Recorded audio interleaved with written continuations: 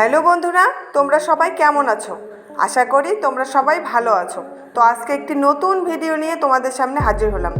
তো বন্ধুরা, তোমরা কি জানো সিআইডি অভিনেত্রীদের মেয়ে কারা এবং কার মেয়ে বেশি সুন্দরী?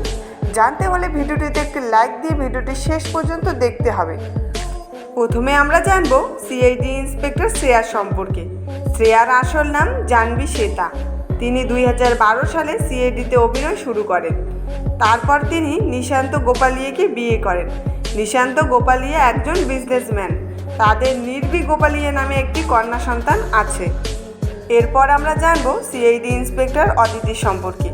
অদিতির আসল নাম স্মিতা বানশাল। তিনি 2004 সালে সিআইডিতে অভিনয় শুরু করেন। তারপর তিনি অঙ্কুশ মোহলাকে বিয়ে করেন। অঙ্কুশ মোহলা একজন অভিনেতা ও পরিচালক। তাদের স্তোষা বানশাল এবং আনসা বানশাল নামে দুটি কন্যা সন্তান আছে। এবার আমরা জানবো সিআইডি ইন্সপেক্টর কাজলের সম্পর্কে। কাজলের আসল নাম জাসবিন ঘের। তিনি 2010 সালে সিআইডিতে অভিনয় শুরু করেন। তারপরে বিশাল মান্দালানিকে বিয়ে করেন।